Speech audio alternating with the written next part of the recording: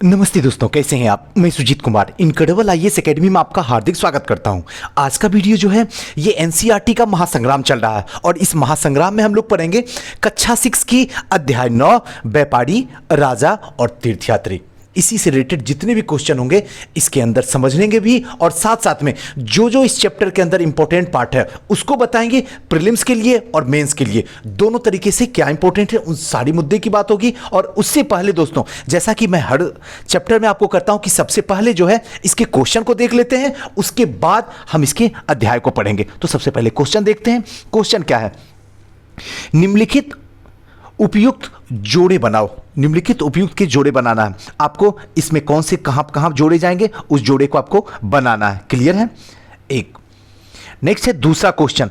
दूसरा क्वेश्चन क्या है, राजा सिल्क रूट पर अपना नियंत्रण क्यों कायम करना चाहते थे, इसको बताना है और इसको 100 शब्दों में लिखना। ध्यान रखिएगा 100 शब्दों में।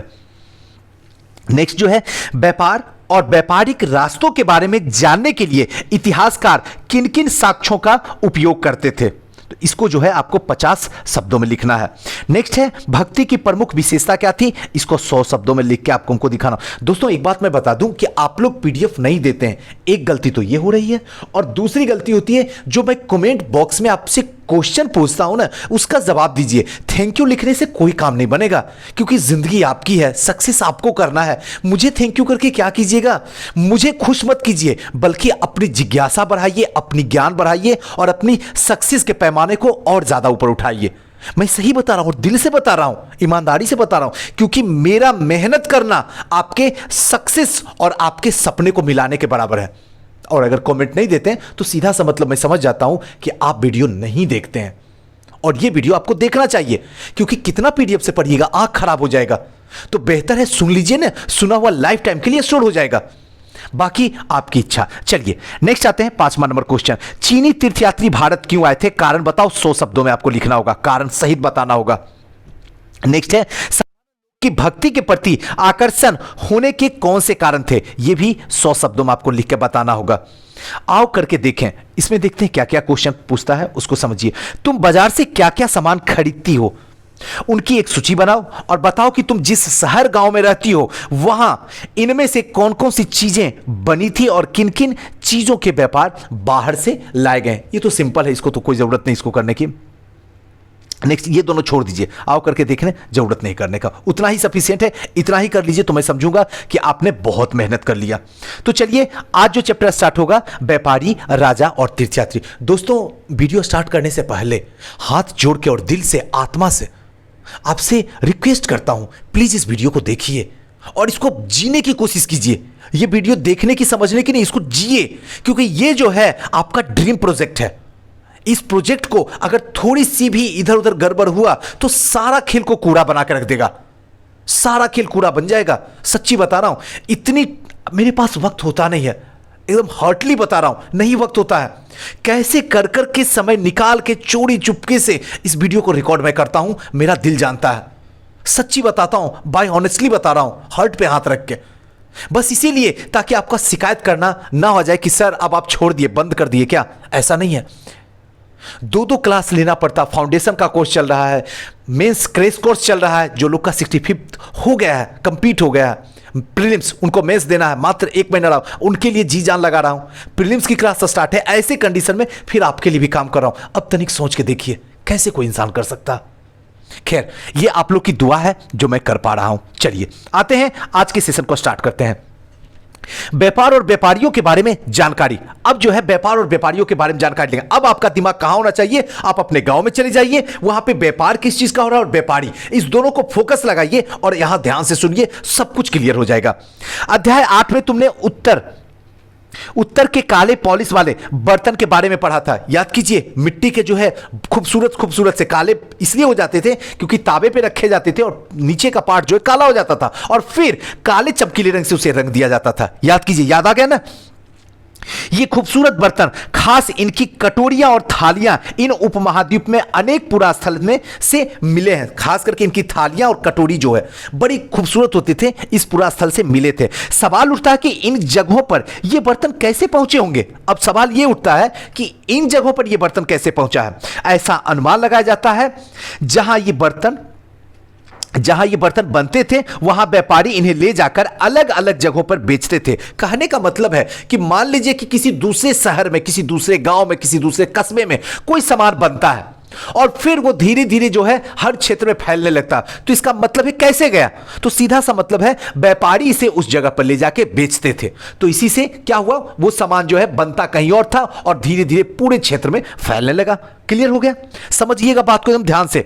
दक्षिण भारत सोना, मसाले, खास तौर पर काली मिर्च, मसाले में भी काली मिर्च तथा कीमती पत्थरों के लिए प्रसिद्ध था। कौन, तो दक्षिण भारत। अब अगर पूछेगा दक्षिण भारत किस लिए प्रसिद्ध था प्राचीन काल में, तो आपको बताऊंगा सोना, मसाले, और मसाले में खास करके जो काली मिर्च होती थी और कीमती पत्थर जो होते थे उसके लिए प्रसिद्ध था। काली मिर्च की रोमन साम्राज्य में इतनी मांग थी कि इसे काले सोने के नाम से बुलाते थे। कहां पे, तो रोमन साम्राज्य में जो ये काली मिर्च थी उसको किस नाम से बुलाए जाते थे, काले सोने के नाम से। प्रीलिम्स के लिए बन गया, नोट डाउन कर लीजिए आप, पेन पेपर तो लेके बैठे ही होंगे। व्यापारी इन सामानों को समुद्री जहाज या फिर कहें तो सड़कों के रास्ते से जो है ये रोम पहुंचता था। दक्षिण भारत में ऐसे अनेक रोमन सोने के सिक्के मिले हैं।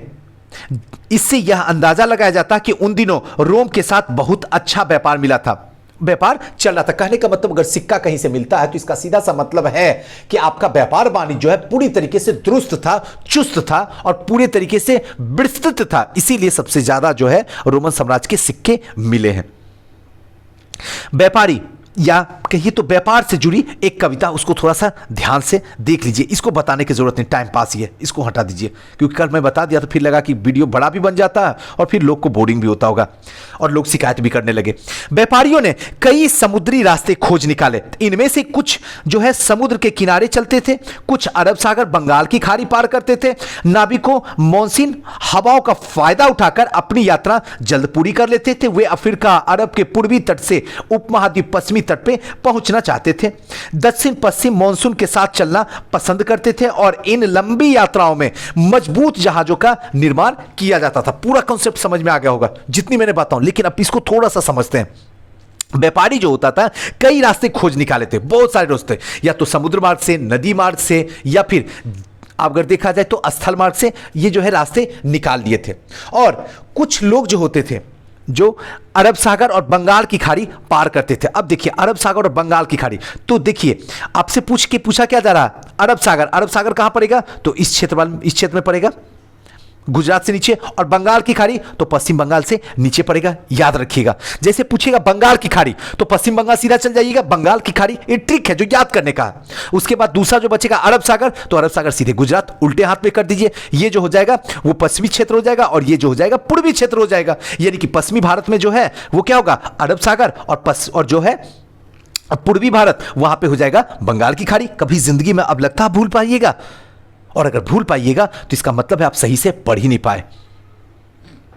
इसी रास्ते से उठाते थे। और कुछ नाविक ऐसे होते थे जो मॉनसून हवा का फायदा उठाते थे। अगर नदी के विपरीत दिशा से अगर हवा चले, मान लीजिए कि आप उत्तर की ओर जा रहे हैं और हवा भी उत्तर की तरफ से ही चल रही है, तो ऐसे में क्या होगा, आपको मुसीबत का सामना करना पड़ेगा। और अगर आप उत्तर की दिशा में चल रहे हैं और हवा दक्षिण दिशा से चल रही है, तो फिर आसानी से आपको जो है अपने स्थल मार्ग पे ले जाने में मदद करेगी। यही था। अब था समुद्र तटों से लगे राज। समुद्र तटों से लगे राज कौन से, इस उपमहाद्वीप के दक्षिण भाग में बड़ा तटीय प्रदेश था। इनमें से बहुत से पहाड़, पठार, नदी के मैदान थे। नदियों के मैदानी इलाके में कावेरी, ध्यान रखिएगा, कावेरी का मैदान जो है सबसे उपजाऊ था। मैदानी इलाकों में तथा तटीय इलाकों में जो है वो सरदारों और राजाओं के पास जो है धीरे धीरे काफी संपत्ति और शक्ति हो गई थी। संगम कविताओं में मुंबेनदार, ध्यान रखिएगा, मुंबेनदार की चर्चा मिलती है और यह एक तमिल शब्द है जिसका अर्थ है तीन मुखिया, और इनका प्रयोग तीन शासक परिवार के रूप में किया गया। कहने का मतलब यहां भी प्रीलिम्स का है, याद रखिएगा। उपमहाद्वीप जो है दक्षिणी भाग जो है बड़ा तटीय प्रदेश था, जहां पे देखा जाए तो पहाड़, पठार, नदी, इन सब का क्या था, एक मैदान बना हुआ था। और मैदानी इलाका जो थी उसमें जो सबसे ज्यादा उपजाऊ थी वो कावेरी वाला मैदान था, जो सबसे ज्यादा उपजाऊ थी। जैसे गंगा नदी वाले जो मैदान था वो क्या होगा, सबसे ज्यादा उपजाऊ होगा, वैसे वहां जो दक्षिण में कावेरी वाला भाग था वहां सबसे ज्यादा उपजाऊ था। मैदानी इलाके तथा तटीय इलाकों में सरदार और राजाओं के पास में धीरे धीरे काफी संपत्ति शक्ति हो गई थी। धीरे धीरे काफी संपत्ति और शक्ति होना शुरू हो गया था। और संगम कविता में मम्बेंद्री, याद रखिएगा, सॉरी मुम्बेंद्री बोलती, गलती बोल दिया हूं, मुम्बेनदार, ध्यान रखिएगा, मुम्बेनदार की चर्चा मिलती है संगम कविता में। और यह एक तमिल शब्द है, मुम्बेनदार जो है एक तमिल शब्द है जिसका अर्थ होता है तीन मुखिया, नोट डाउन कर लीजिए, और तीन शासक परिवार के मुखिया के लिए यह किया जाता था, तीन शासक परिवार के मुखिया के लिए इसका मुम्बेंद्री का उपयोग किया जाता था, जो कि एक तमिल भाषा था। ये थे चोल, चेर, पांड, ये तीनों के बारे में कहा जाता था मुम्बेंद्री, जो कि संगम में इसकी कविता का उल्लेख है, जो कि तमिल भाषा में। क्लियर हो रहा ना? संगम काव्य में बहुत इंपॉर्टेंट सेशन है और बहुत इंपॉर्टेंट चैप्टर है, इसको गलती से मिस मत कीजिए, इसके हर एक एक पार्ट को अंदर तक जाने दीजिए। जो तीन मुखिया हुए होते थे वो चोल, चेर और पांड, ये सब कहां के हैं? तो दक्षिण भारत के हैं, याद रख लीजिएगा। अब जो करीब 2300 साल पहले दक्षिण भारत में काफी शक्तिशाली माने जाते थे, आज से 2300 साल पहले दक्षिण भारत में चोल, चेर, पांड जो है बहुत शक्तिशाली माने जाते थे। और इन तीनों मुखिया में अपने दो दो सत्ता केंद्र होते थे, इन तीनों मुखिया के अपने दो दो सत्ता का केंद्र होते थे, इनमें से एक तटीय हिस्सा और दूसरे अंदरूनी हिस्सा होता था। और इस तरह 6 केंद्रों में 2 महत्वपूर्ण थे, एक चोल का पतन जो था पुहार या फिर कहे तो कावेरी पट्टनम, और दूसरा पांड का राजधानी मदुरई। बहुत इंपॉर्टेंट है पीटी पॉइंट ऑफ व्यू से, देखिएगा इस चीज को पकड़िएगा। मुखिया के लिए 3 उपयोग किया गया था, जिसको क्या कहते थे? चोल, चेर और पांड। अब इनमें जो है 3 मुखियाओं को अपने 2 सत्ता केंद्र होते थे, तीनों मुखिया का अपने 2 सत्ता केंद्र होते थे। एक जो होते थे, एकदम याद रखिएगा, एक तटीय इलाका पे होते था, जो तटीय समुद्र का क्षेत्र होता था वहां पे होता था, और दूसरा जो होता था अंदरूनी हिस्सा में उनकी सत्ता होती थी। 2 सत्ता, यानी टोटल अगर देखा जाए तो तीनों को 6 सत्ता होगी, एक तटीय इलाके में और एक जो होता था अंदरूनी हिस्सा में। क्लियर हो गया? और इन 6 सत्ता में 2 जो है बहुत महत्वपूर्ण थी, एकदम इंपॉर्टेंट है, ध्यान रखिएगा। 2, एक क्या था? चोलों का पतन पुहार कहें या फिर कावेरी पट्टनम कहें, ध्यान रखिएगा, पुहार या कावेरी पट्टनम। और दूसरा पांड का, एक जो था वो चोलों का और दूसरा पांड का, चेर का नहीं, चोल और पांड का। पांड की राजधानी जो थी वो मदुरई थी। क्लियर हो गया ना? यहां से हर बार क्वेश्चन पूछा जाता, हर बार, एक बार नहीं, हर बार पूछा जाता है। अलग बात है लोग नहीं बता पाते हैं, और जो बता पाते हैं वही मेंस लिख पाते हैं। अब मुझे उम्मीद है आज के बाद आपको लूसेंट रटने की कोई जरूरत नहीं है, अब तो सब कुछ आपके दिमाग में जा रहा होगा, जैसा मैं उम्मीद करता हूं। अब ये मुखिया लोग की नियमित कर के बजाय जो है उपहारों की मांग करते थे। ये मुखिया लोग जो है नियमित कर नहीं मांगते थे, ये उपहार ही मांग लिया करते थे। कभी कभी ये सैनिक अभियानों पर भी निकल पड़ते थे और आसपास के इलाकों में शुल्क वसूल कर लाते थे, और इनमें से कुछ धन अपने पास रख लेते थे, बाकी अपने समर्थक, नातेदार, रिश्तेदार, सिपाहियों, कवियों के बीच में बांटते थे। और अनेक संगम कवियों उन मुखियाओं की प्रशंसा में कविताएं लिखी है, जो कीमती जवाहरात, सोने, घोड़े, हाथी, रथ या सुंदर कपड़े दिया करते थे। कहने का मतलब तो आसानी से समझ गए होंगे। सॉरी, क्या कहा जा रहा? यहां जो मुखिया लोग होते थे ये क्या कर नहीं मांगते थे, सीधा कहते थे आप लोग उपहार दीजिए।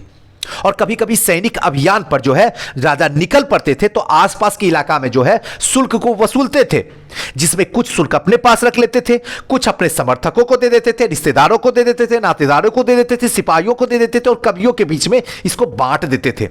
अनेक संगम कवियों उन मुखियाओं की प्रशंसा करते थे, जो संगम कवि थे उन मुखियाओं की प्रशंसा में कविता लिखी है, जो कीमती जवाहरात देते थे, सोने, घोड़े, हाथी और रथ दिया करते थे, सुंदर कपड़े दिया करते थे। इनके बारे में जो है कविताएं लिखी जाती थी। क्लियर हो रहा? अब इसके लगभग 200 वर्ष बाद पश्चिम भारत में सातवाहन नामक राजवंश का जो है प्रभाव बढ़ गया। अब पश्चिमी भारत में जो है सातवाहन नामक राजवंश का प्रभाव हो गया। अभी तक हम लोग क्या पढ़ रहे थे? चोर, चेल और पांड। अब जो है सातवाहन राजवंश का प्रभाव बढ़ गया। सातवाहन का सबसे प्रमुख राजा जो है वो गौतमी पुत्र सतकर्णी था। बहुत इंपॉर्टेंट है, कई बार क्वेश्चन प्रीलिम्स में पूछा गया, कई बार। अब देखिए, आप एकदम भूलिएगा नहीं, सातवाहन का जो सबसे प्रमुख राजा हुआ वो गौतमी पुत्र सतकर्णी हुआ था। क्लियर हो गया ना? सातवाहन, सतकर्णी, ध्यान रखिएगा, सातवाहन पे 7 कर्म होगा। हो गया लाइफ टाइम के लिए स्टोर। क्या आप रटिएगा? आप लगता भी है कि आपको लूसेंट रटने की जरूरत है? यहीं से तो उठाया गया लूसेंट में। लूसेंट क्या हवा में थोड़ी लाई गई है कहीं से? इसी एनसीईआरटी से निकाल के उसको अलग कर दिया गया और हम आपको दिमाग में डायरेक्ट डाल रहे हैं। तो ध्यान रखिएगा, सातवाहन का प्रमुख राजा सतकर्णी है, जो कि गौतमी पुत्र कहलाता था। इसके बारे में हमें उसकी मां गौतमी बाल गौतमी बलश्री द्वारा दान किए गए अभिलेख से पता चलता है। जो गौतमी अभिलेख से, यानी कहने का मतलब है कि उस टाइम का जो समाज था वो मात्र सत्तात्मक समाज था, इसीलिए माता के नाम पे ही रखा गया है। गौतमी जो है वो सतकर्णी के माता थे, इसीलिए कहा जाता गौतमी पुत्र। क्या कहा जाता था? गौतमी पुत्र सतकर्णी। और मां गौतमी, उसकी जो मां थी गौतमी बलश्री के द्वारा दान किया गया एक अभिलेख से यह बात पता चलता है। और वह अन्य सभी सातवाहन शासक दक्षिणा पंथ के स्वामी कहे जाते थे। दक्षिणा पंथ का शब्द का अर्थ होता है दक्षिण की ओर जाने वाला रास्ता होता था। दक्षिण की ओर जाने वाला रास्ता होता था के स्वामी कहे जाते थे। ध्यान रखिए, सभी सातवाहन शासक के दक्षिण के स्वामी कहे जाते थे। और दक्षिणा पथ का अर्थ होता दक्षिण की ओर जाने वाला रास्ता, और पूरे दक्षिण क्षेत्र के लिए यह नाम जो है प्रचलित था। श्री सतकर्णी ने पूर्वी और पश्चिमी तथा दक्षिणी तट पर अपनी सेनाएं भेजी थी। कहने का मतलब यह कि दक्षिणा पथ अगर कहीं लिखा रहेगा तो इसका मतलब है कि जो दक्षिण की ओर, पथ मतलब रास्ता, दक्षिण मतलब दक्षिण, यानी दक्षिण की ओर जो रास्ता जाता है वो दक्षिणा पथ है। सिंपल सा बात है। उत्तरा पथ मतलब क्या है? उत्तर की ओर जो रास्ता जाता है। पश्चिमी पथ यानी कि पश्चिम की ओर जाने वाला रास्ता। क्लियर हो रहा है ना? तो उस टाइम में जो है पूरे दक्षिणी क्षेत्र के लिए यह नाम जो है प्रचलित हो गया था, दक्षिणा पत्र, पूरे दक्षिण क्षेत्र के लिए। सतकर्णी ने पूर्वी, पश्चिमी और दक्षिणी तट पर अपनी सेनाएं को भेजा। अब एक क्वेश्चन है, क्या तुम बता सकते हो कि श्री सतकर्णी तटों पर नियंत्रण क्यों करना चाहते थे? सतकर्णी ऐसा क्यों करना चाहते कि तट पर नियंत्रण किया जा सके? इसको आपको बताना है। नेक्स्ट है रेशम मार्ग की कहानी। अब आइए रेशम के मार्ग की कहानी को समझते हैं। क्या है? कीमती चमकीली रंग, चिकनी मुलायम बनावटी की वजह से रेशम कपड़े अधिकांश समाज में जो है बहुमूल्य माने जाते थे। रेशमी कपड़े तैयार करना एक जटिल प्रक्रिया होती थी और रेशम में कीड़े से कच्चा रेशम निकालकर, ध्यान रखिएगा, कीड़े से कच्चा रेशम निकालकर सूत कताई होती थी और फिर कपड़ा बुना जाता था। कहने का मतलब यह कि जो रेशम होती थी वो कीमती होती थी, चमकीली होती थी, चिकनी होती थी, मुलायम होती थी।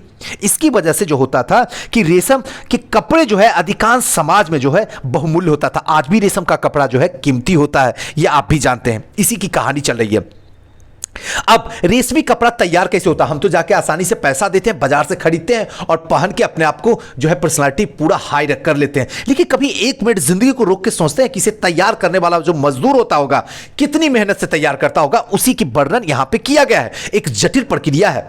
रेशम के कीड़े से, ध्यान रखिएगा, रेशम के कीड़े से कच्चा रेशम निकालकर और सूत कताई होती है और फिर इसे कपड़ा बुना जाता है। रेशम बनाने की तकनीक का आविष्कार सबसे पहले चीन में करीब 700 साल पहले हुआ था। अब अगर पूछेगा कि रेशम बनाने का जो आविष्कार तकनीक हुआ था वो कहां हुआ था, तो आपको बताना होगा चीन में लगभग 700 साल पहले हुआ था। एकदम याद रख लीजिएगा। इस तकनीक को उन्होंने हजारों साल पहले तक बाकी दुनिया में छुपाए रखा था। हजारों साल तक चीन जो है इस तकनीक को पूरी दुनिया से छुपाए रखा था। पर चीन से पैदल, घोड़े, ऊंट पर जो कुछ लोग दूर दूर जगह पर जाते थे वो अपने साथ रेशमी कपड़े ले जाते थे और जिस रास्ते से ये लोग यात्रा करते थे वह रेशम मार्ग यानी कि सिल्क सूट के नाम से, रूट के नाम से जाना जाता था। कहने का मतलब है कि ये जो पता चला 700 साल पहले, उससे भी 1000 साल जो है चीनी इस जो टेक्नोलॉजी थी, तकनीक थी, इसको छुपा के रखा था, रेशम तकनीक को।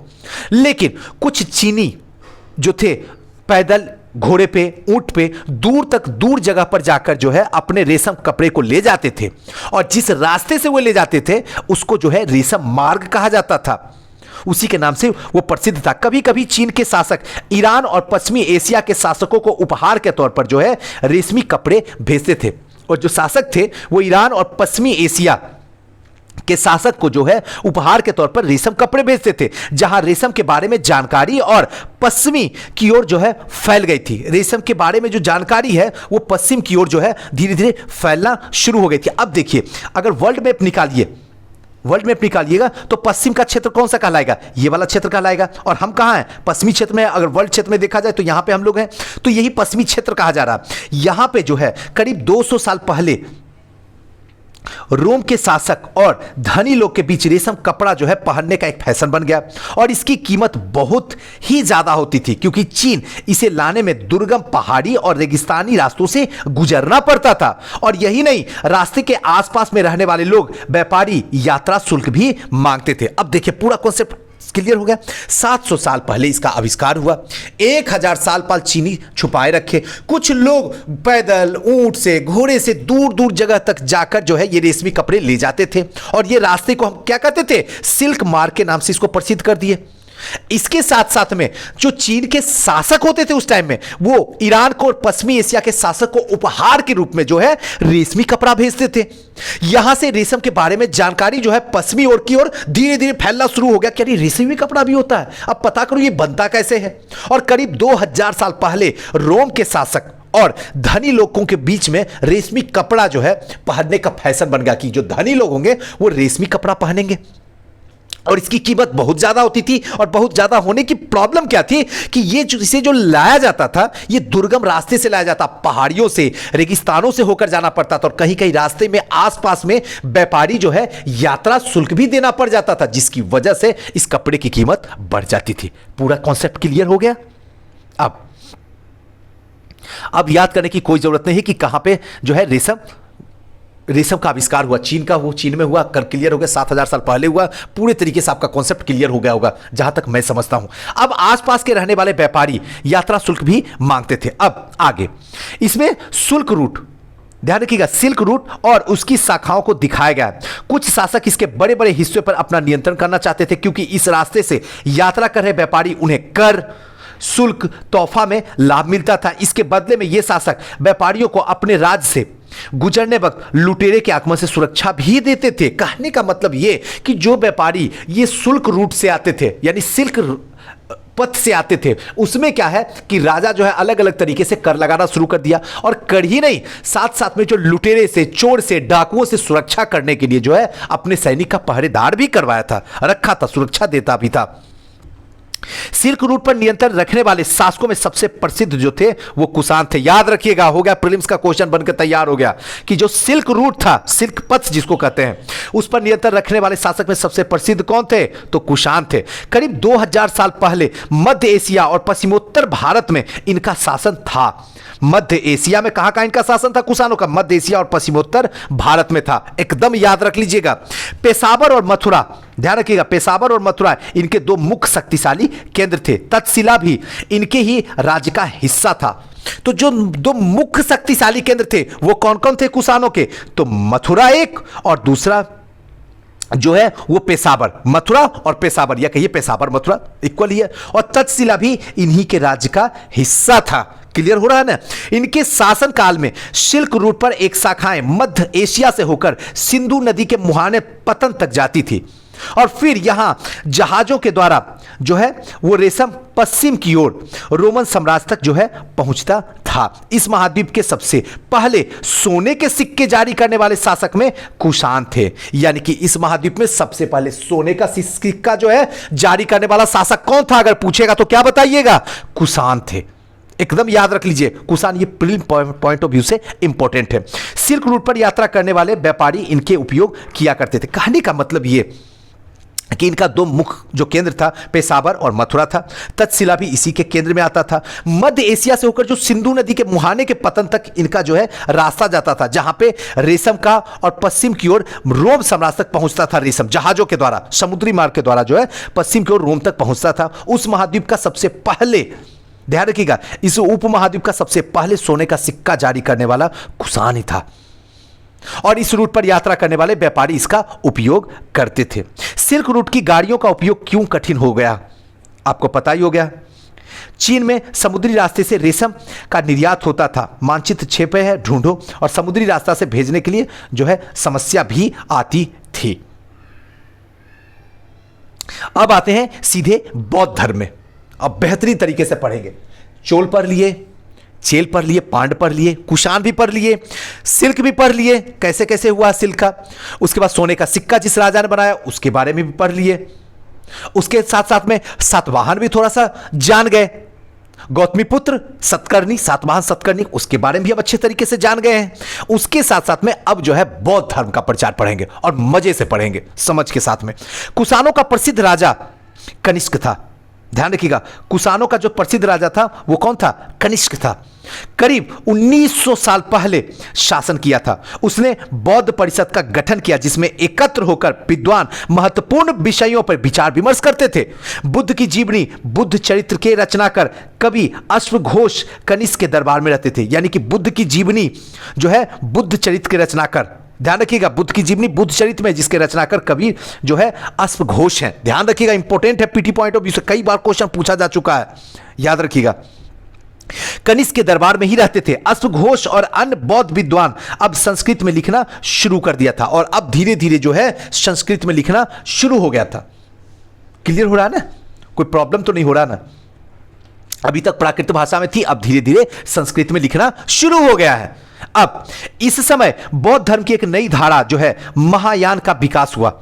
महायान और फिर जो है आगे चलने के बाद जो है बौद्ध धर्म दो भागों में डिवाइड हो जाता, मतलब क्या, बट जाता है। हीनयान और महायान दोनों भाग में बढ़ता। आइए एक एक करके समझते हैं। इस बौद्ध धर्म की एक नई धारा जो है महायान का विकास हुआ और इसकी मुख्य विशेषता थी कि पहले मूर्तियों में बुद्ध की उपस्थिति सिर्फ कुछ संकेतकों के माध्यम से दर्शाई जाती थी और मिसाल के तौर पर इनका निर्वाण प्राप्ति में पीपल पेड़ के मूर्तियों के द्वारा दर्शाया जाता था। अब बुद्ध की जो प्रतिमा है वो बनाई जाने लगी और इनमें अधिकांश मथुरा में तो कुछ जो है तक्षशिला में बनाई जाने लगी। पीटी पॉइंट ऑफ व्यू से कई बार क्वेश्चन पूछा, कई बार, और जितनी बार मैं बताता हूं ना वो सही बता रहा हूं, कोई गलत नहीं बताता हूं। अगर प्रीवियस ईयर का क्वेश्चन पीसीएस का उठा के देख लीजिए तो कई बार ये क्वेश्चन पूछा गया है। अब देखिए, इस समय बौद्ध धर्म की एक नई विचारधारा शुरू हुई। क्या विचारधारा है? महायान। अब अगर कोई पूछेगा महायान में क्या थे, इसकी दो मुख्य विशेषता थी। पहले तो यह थी कि मूर्ति में बुद्ध की उपस्थिति सिर्फ कुछ संकेत के माध्यम से होती, जो मूर्ति होती थी जो इसमें बुद्ध की कुछ संकेत के मात्र में होती थी, पूर्ण रूप से नहीं होती थी, कुछ संकेत दिया जाता था। और मूर्तियों में बुद्ध की उपस्थिति सिर्फ कुछ संकेत के माध्यम से दर्शाई जाती है। मिसाल के तौर पर निर्माण में पीपल के पेड़ के पत्ते बनाए जाते थे या पेड़ बनाए जाते थे पीपल के। अब बुद्ध की बुद्ध की मूर्ति है उसकी प्रतिमा भी बनाई जाने लगी और यह अधिकांश जो बुद्ध की मूर्तियां बनी जाती थी वो कहां बनाया जाता था? तो ध्यान रखिएगा, मथुरा। एकदम आंख बंद करके याद रख लीजिए, मथुरा में बुद्ध है तो मथुरा ही होगा, बस इतना याद रखिएगा, मथुरा में। और मथुरा के साथ साथ में तक्षशिला में भी बनाई जाती थी। याद रखिएगा, मथुरा और तक्षशिला। अगर दोनों ऑप्शन रहेगा तो लिखना है, अगर बीपीएससी का एग्जाम दे रहे हैं तो ई इनमें से एक या एक से अधिक, या फिर अगर एक रहेगा तब आपको दोनों में से ये तक्षशिला रहेगा तो तक्षशिला भी सही मारना, मथुरा रहेगा तो मथुरा भी मारना। क्लियर हो गया ना? कोई जरूरत नहीं लुसेंट पढ़ने की, बस यहां दिल लगा के पढ़ना है, एकदम आत्मा झोंक देना। चलिए अब आते हैं दूसरा जो परिवर्तन हुआ। एक परिवर्तन क्या हुआ आपको बता दिया, अब मूर्तियां बनना शुरू हो गई। मथुरा में बुद्ध की मूर्ति जो है बनना शुरू हो गई और देखते देखते फिर तक्षशिला में भी बनना शुरू हो गई थी। इससे पहले जो था सिर्फ संकेत होता था, पीपल के वृक्ष का, पेड़ों का जो है कहीं कहीं मूर्तियों में संकेत के रूप में दिया जाता था।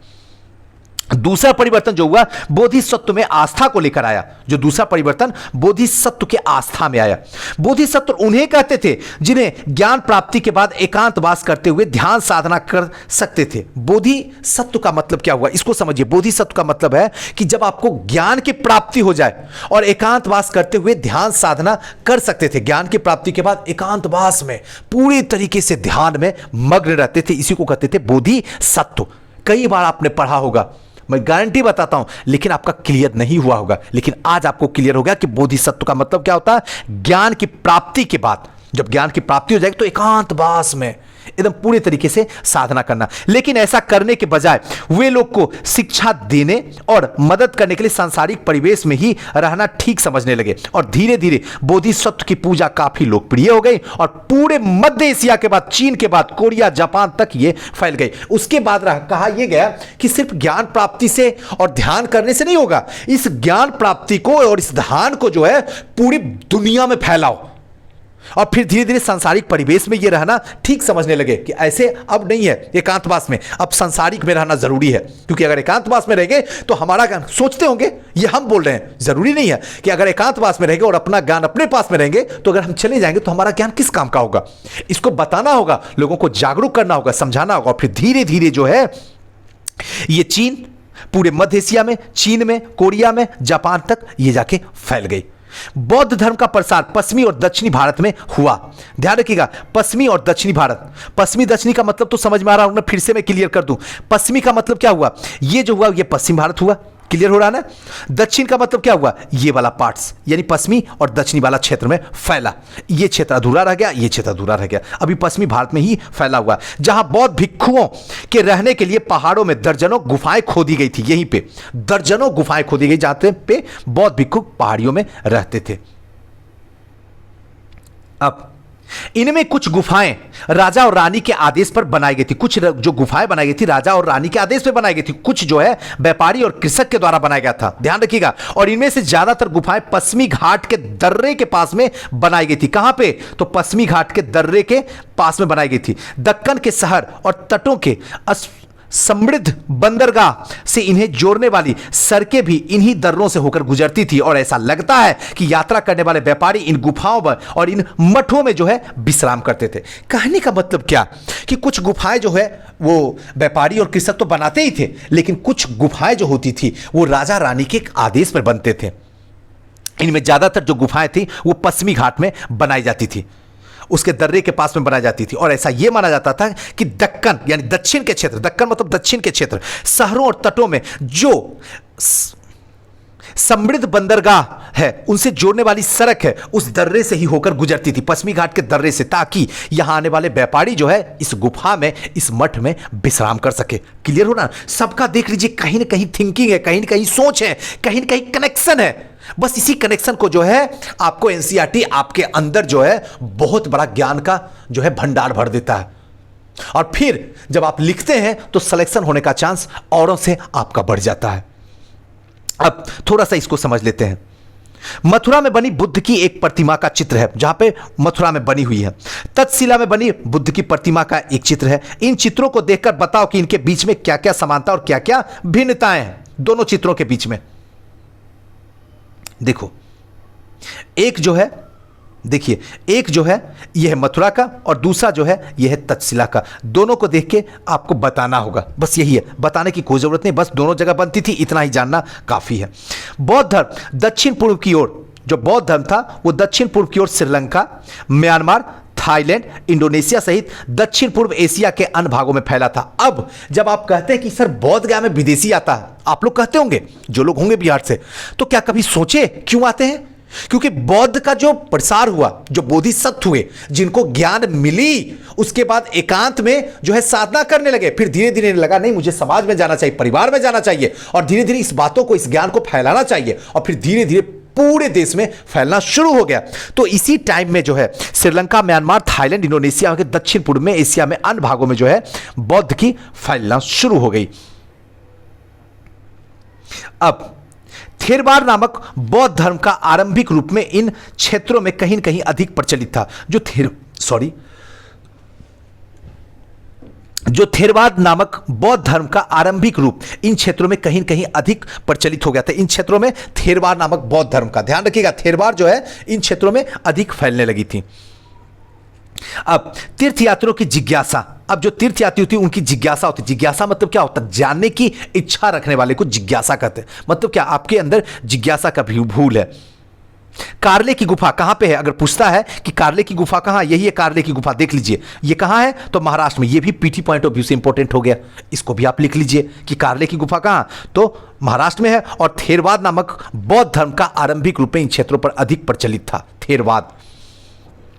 अब तीर्थयात्रियों की जिज्ञासा को पढ़ते हैं और समझने की कोशिश करते हैं। व्यापारी काफिला में तथा जहाजों पर दूर दूर तक जाया करते थे। काफिलाओं में या फिर जहाजों पे जो है दूर दूर तक जाया करते थे व्यापारी। बहुत से तीर्थयात्री भी उनके साथ में यात्रा पे निकल जाते थे, और जो कुछ यात्री तीर्थयात्री होते तीर्थ करने के लिए वो भी उनके साथ में निकल जाते थे। कहने का मतलब व्यापारी काफिला के साथ में या फिर जहाजों पे दूर दूर निकलते थे, उनके साथ में तीर्थयात्री जो तीर्थ का यात्रा करने वाले थे वो भी साथ में निकल जाते थे। अब तीर्थयात्री का मतलब क्या हो? तीर्थयात्री वे स्त्री पुरुष होते थे जो प्रार्थना के लिए पवित्र स्थानों की यात्रा करते थे, और आज भी यही है।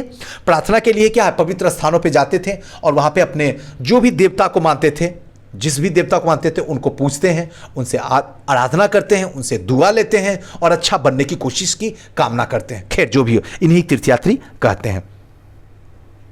अब इसी तरीके से भारत की यात्रा पर आए चीनी बौद्ध तीर्थयात्री फासियन, ध्यान रखिएगा, फासियन जो है काफी प्रसिद्ध है। किस पे आए थे? भारत की यात्रा पर आए चीनी बौद्ध, ध्यान रखिएगा, चीन के थे बौद्ध तीर्थयात्री जो है फासियन, ध्यान रखिएगा, फासियन काफी प्रसिद्ध थे। यह करीब 1600 साल पहले आया। ध्यान रखिएगा, सेवेन तशांग 1400 साल पहले भारत आया था। इसके करीब 50 साल बाद इतिस्यांग, ध्यान रखिएगा, इतिसिंह आया था, और वे सब बुद्ध के जीवन से जुड़ी जगहों के प्रसिद्ध मठों को देखने के लिए भारत आए थे। यानी सबसे पहले जो आया था बौद्ध तीर्थयात्री, अगर पूछेगा तो क्या बताएगा? फासियन। पहले जो आया था वो फासियन था। उसके बाद 1600 ईस्वी में जो आया था स्वेन त्यांग आया था, ध्यान रखिएगा, स्वेन त्यांग। उसके बाद 50 साल के बाद जो है, इसके 1400 से 50 साल के बाद जो है इत्स्यांग आया था, जो कि जीवन जो बौद्ध से जुड़े हुए जगह थे, उसके मठ थे, उसको देखने के लिए भारत आया था। इनमें से प्रत्येक तीर्थयात्री ने अपनी यात्रा का वर्णन लिखा। जितने भी तीर्थयात्री इनमें से प्रत्येक ने अपनी यात्रा का वर्णन किया। इन्होंने अपनी यात्रा के दौरान कई मुश्किलों के बारे में लिखा है, और इन यात्राओं में कई वर्ष लग जाया करते थे। जिन देशों और मठों में उन्होंने देखा, जिन देशों और मठों को उन्होंने देखा, उसके बारे में उन्होंने लिखा। उन किताबों के बारे में उन्होंने लिखा, उन किताबों के बारे में लिखा जिन्होंने वो अपने साथ में ले गए थे, उनके बारे में भी इन्होंने लिखा। कहने का मतलब जो भी तीर्थयात्री आए वो अपने यात्रा वृत्तांत को लिखे। कहने का एक लाइन का मतलब यही हुआ, कई वर्ष लग जाते थे एक जगह से दूसरी जगह जाने में, और जो भी यहाँ समस्याएं थी उन समस्याओं को लिखा। उन किताबों के बारे में भी लिखा जो अपने साथ में ले गए थे। फासियान चीनी वापस कैसे लौटा, इसको पहले समझते हैं। फासियान अपने घर चीनी वापस लौटने के लिए अपनी यात्रा बंगाल से शुरू की। ध्यान रखिएगा, बंगाल से यात्रा शुरू की। वह व्यापारी के एक जहाज पर चढ़ा। मुश्किल से वह 2 दिन तक ही चल पाए कि एक समुद्री तूफान में फंस गए। व्यापारी अपने जहाज को डूबने से बचाने के लिए उसमें से पहले माल को फेंककर जहाज को हल्का करने की कोशिश करने लगा, और फिर फासियान ने अपने सामान को तो फेंक दिया पर अपने पांडुलिपि और बुद्ध की मूर्ति को नहीं फेंका। उन्होंने अपने भारत यात्रा के दौरान संकलित की थी, और अतः 13 दिनों के बाद आंधी में रुकी। उसके बाद समुद्र वर्णन को इस प्रकार किया गया। तो आइए देखते हैं और इसको अब समझते हैं क्लियर रूप में क्या है ये। अब देखिए यहां पे क्या हो रहा, फासियान जो है अपने घर से वापस लौटता है और फिर धीरे धीरे यात्रा ही कहां से शुरू करता है, तो बंगाल से। एकदम ध्यान से सुनिएगा, इंपॉर्टेंट है लेकिन जानना है। अब ये क्या करता है, व्यापारियों के साथ जहाज में चढ़ता। 2 दिन के बाद इसमें तूफान आना शुरू होता है। धीरे धीरे व्यापारी क्या करता है, जहाज को हल्का करने के सामान को कहां फेंक देता है, समुद्र में फेंक देता है। फासियान भी सारे सामान को फेंक देता है, लेकिन जो अपने साथ बुद्ध की मूर्तिमां और पांडुलिपियां लाया था उसको वो नहीं फेंकता है, अपने पास रखता है। और भारत यात्रा के दौरान संकलित जो की थी उसको अपने 13 दिन के बाद आंधी में रुकती। उसके बाद समुद्र का वर्णन इस प्रकार किया जाता है। समुद्र असीम है, सूर्य चांद तारों की गति को देखे बिना यह पता लगाना असंभव है कि पूर्व किधर है, पश्चिम किस दिशा में है। अगर बरसात और अंधेरा हो तो जहाज का हवा का रुख ले जाने के अलावा और कोई चारा नहीं है। जावा पहुंचने पर उसने 90 दिन से भी ज्यादा समय लग गया, यानी कि करीब करीब 3 महीना वहां उन 5 महीनों के लिए रुका था, 5 महीनों के लिए। उसके बाद वो दूसरे व्यापारी जहाज से चढ़कर चीन गया था। मतलब क्या, वहां तो उसे पहुंचने में 90 दिन, 3 महीना लगा ही, 5 महीना रुका, यानी 8 महीना उसके बाद वहां के बाद जाता। कहने का मतलब यह हुआ कि जब समुद्र में उस टाइम की, जब टेक्नोलॉजी बहुत ज्यादा विकसित नहीं था, तो उस टाइम में क्या होता था कि जो है सूरज की दिशा में, चांद में, इसी सबसे पता चलता था कि हम कौन से डायरेक्शन में जाते हैं। और कभी कभी बारिश का मौसम या अंधेरा हो जाता था तो हवा के रुख को पकड़ के समझ में आता था कि हम कौन सी दिशा में जा रहे हैं। क्लियर हो गया ना। अब सेंग त्यांग भूभाग से जो है यानी कि उत्तर पश्चिम और मध्य एशिया से होकर चीन वापस लौटा। उसने सोने, चांदी, चंदन के लकड़ी की बनी बुद्ध की मूर्तियां और 600 से ज्यादा पांडुलिपि एकत्र की थी और इन्हें वह लगभग 200 घोड़े पर लाद कर ले गया। पर इसमें से 50 पांडुलिपि उसी समय खो गई जब सिंधु नदी को पार करते वक्त नाव उलट गई थी और अपने जीवन का बाकी हिस्सा उसने बची हुई पांडुलिपि को संस्कृत से चीनी अनुवाद करने में लगे। कहने का मतलब ये कि सेंग जब अपनी यात्रा का शुरू किया और जब अपने चीन वो पहुंचता है, चीन पहुंचने के बाद उसने सोने, चांदी, चंदन के लकड़ियों से बने जो है बुद्ध की मूर्तिमा को ले जाता। अब याद रखिए, यहां पे अगर क्वेश्चन में पूछ दूं कि बुद्ध के मूर्ति जो सबसे पहले कहां से बनना शुरू हुई, तो आपको बताना होगा कि मथुरा में बनना शुरू हुई। तक्षशिला में भी बनने लगी थी, लेकिन मेन रूप से मथुरा में ही बनती थी। तो यह इंपॉर्टेंट यही है कि मथुरा आपको लिखना होगा। अब धीरे धीरे वहां से 20 घोड़े पे लाद के ले गया और 50 पांडुलिपि ऐसी थी जो उस समय खो गई थी। फिर इसे जो है संस्कृत को चीनी भाषा में कन्वर्ट करके लिखा ताकि लोगों तक बुद्ध की जो कहानियां हैं, बुद्ध की जो मतलब अच्छाइयां हैं, वो लोगों को पता चल सके, लोग समझ सके और धीरे धीरे फैलने लगा। अब आते हैं, नालंदा शिक्षा का एक विशिष्ट केंद्र था। कैसे था, इसको थोड़ा सा समझ लेते हैं। अभी जो भी बातें हो रही है, एक बात को आप ध्यान रख लीजिएगा, कभी आपको डिप्रेशन में नहीं जाना, टेंशन में नहीं जाना कि इतना छोटा छोटा कर करके ही आप निकल रहे हैं। ये तो 6 क्लास का है जी, अभी 7th बचा हुआ, 8 बचा हुआ, 9, 10, 11, 12 तक है, उसके बाद स्टैंडर्ड बुक भी पढ़ानी है। तो सोच लो आपका स्तर कहां तक चला जाएगा, अंदाजा लगाना मुश्किल हो जाएगा। तो पहले बेसिक एक बार क्लियर हो जाए ना, उसके बाद तो फिर तो पूरी राजधानी की तरीके से, क्या बुलेट ट्रेन की तरीके से अगर दौड़ेंगे ना, तब भी आपको समझ में आ जाएगा। बस यहां समझना है, थोड़ा सा पेशेंस देके। अब आते हैं, श्वेनतांग और अन्य तीर्थयात्री उस समय सबसे प्रसिद्ध बौद्ध विद्या का मंदिर जो था वो नालंदा बिहार में था, जिसमें अध्ययन किया। उसने नालंदा के बारे में इस प्रकार लिखा था, यहां के शिक्षक योग्यता बुद्धि सबसे आगे है नालंदा में, क्योंकि उस समय वहां पे उसने अध्ययन किया था। बुद्ध के उपदेश को पूरी ईमानदारी से पालन करते थे। मठ में नियम जो है काफी सख्त थी, टाइट थी, पूरी डिसिप्लिन थी, उन्होंने उसको मानना पड़ता था। पूरे दिन वाद विवाद चलते रहता था, जिससे कि युवा वृद्ध दोनों एक दूसरे की मदद करते रहे और विभिन्न शहरों में विद्वान लोग अपनी शंकाएं दूर करने यहां पे आते थे। जो भी शंकाएं होती थी ना शहर में, वो सारे के सारे दूर करने के लिए यहां पे आते थे। नए आगंतुकों ने पहले द्वारपाल ही कठिन प्रश्न पूछते थे और अंदर जाने की अनुमति तभी मिलती थी जब द्वारपाल को सही उत्तर आप दे पाते थे। 10 में से 7 या 8 सही उत्तर नहीं दे पाते थे। 10 जो लोग होते थे उसमें से 7-8 तो उत्तर दे ही नहीं पाते थे। मतलब क्या, जो द्वारपाल होता था, सोचो वो भी कितना ज्ञानी होता था कि क्वेश्चन पूछता था तो 10 लोग आते थे, जिसमें 7 से 8 लोग जो है चले जाते थे बाहर।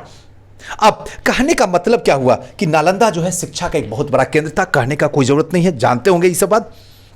यहां पे जो था योग्य शिक्षक थे, बुद्धिमान थे, यहाँ की जो डिसिप्लिन थी काफी टाइट थी, यहाँ हमेशा वाद विवाद अक्सर चला करता था। और जो भी आगंतुक पहले यहाँ आते थे नालंदा में, तो यहाँ द्वारपाल से उनसे कुछ क्वेश्चन पूछते थे और जो क्वेश्चन का जवाब दे पाते थे उन्हीं को अंदर एंट्री मिलती थी, अदरवाइज वो बाहर ही रह जाते थे। कहने का मतलब, अगर 10 लोग आए हैं तो 7 से 8 लोग को जो है नहीं ही वहां पे जाने के आदेश मिलता था, जिसमें से 2 से 3 लोग ही उसके अंदर जा पाते थे। द्वारपाल में ये कंडीशन है, तो सोच लीजिए कि उसके अंदर जितने शिक्षक होंगे, जितने योग्य लोग होंगे, उनकी ज्ञान की अंदाजा लगाना फिर यहां मुश्किल की बात है। चलिए नेक्स्ट आते हैं भक्ति की शुरुआत। अब आते हैं भक्ति की शुरुआत कैसे होती है। इन्हीं दिनों देवी देवताओं की पूजा का चलन शुरू हुआ। अब इन्हीं दिनों से जो है देवी देवताओं की पूजा शुरू हो जाती है, बाद में हिंदू धर्म की प्रमुख पहचान बन जाती है। इनमें शिव, विष्णु, दुर्गा जैसी देवी देवता भी शामिल होता है। मतलब क्या है, इन्हीं दिनों से जो है देवी देवताओं का पूजा शुरू हो जाता है, जिसमें हिंदू धर्म का भी प्रमुख पहचान बनना शुरू होता है। इसमें शिव की, विष्णु की, दुर्गा जैसी देवी देवताओं का जो है शामिल होना शुरू हो जाता। तो तीनों जो है ये पीटी पॉइंट ऑफ व्यू से इंपॉर्टेंट है। सबसे पहले शिव, विष्णु और दुर्गा की इसमें आराधना की जाती है हिंदू देवी देवता में, याद रखिएगा। इन देवी देवताओं की पूजा भक्ति परंपरा के माध्यम से की जाती थी और भक्ति उस समय काफी लोकप्रिय बन गई थी, एक परंपरा के रूप में बन गई थी। किसी देवी और देवता के प्रति श्रद्धा ही भक्ति कहलाता था। भक्ति का सीधा मतलब है किसी भी देवी देवता के प्रति अगर आपका आत्मा जो है उसके ऊपर न्यौछावर है, तो यानी क्या है, आपके प्रति श्रद्धा है, तो वही तो भक्ति होती थी। भक्ति के पथ पर सबके लिए खुला था, चाहे वो धनी हो, गरीब हो, ऊंच जाति हो, नीच जाति हो, स्त्री हो या पुरुष हो, सबके लिए दरवाजा खुला हुआ होता था। कहने का मतलब ये कि भक्ति का परंपरा धीरे धीरे जो है बहुत काफी लोकप्रिय बन गया। अब देवी देवी देवताओं के प्रति जो है श्रद्धा का भाव ही तो भक्ति होता था। अब इन ये जो भक्ति का पथ है, यानी रास्ता जो था सबके लिए खुल गया था। फिर चाहे गरीब हो, अमीर हो, उच्च जाति हो, नीचे की जाति हो, स्त्री हो, पुरुष हो, कोई भी भक्ति कर सकता है। और भक्ति मार्ग की चर्चा हिंदुओं की पवित्र ग्रंथ जो है भगवत गीता में की गई है। याद रखिएगा, अब अगर पूछेगा कि भक्ति मार्ग की चर्चा किस में की गई है, ऑप्शन दे देगा भगवत गीता, रामायण, कुरान, या फिर आपको दे देगा इनमें से कोई नहीं। तो आपको बताना होगा कि ये जो भक्ति मार्ग का चर्चा है वो भगवत गीता में की गई है। भगवत गीता महाभारत का ही एक हिस्सा था। भगवत गीता जो है वो महाभारत का ही एक हिस्सा है और इनमें भगवान कृष्ण अपने भक्त और मित्र अर्जुन को सभी धर्मों को छोड़कर उनकी शरण में आने का उपदेश देते हैं।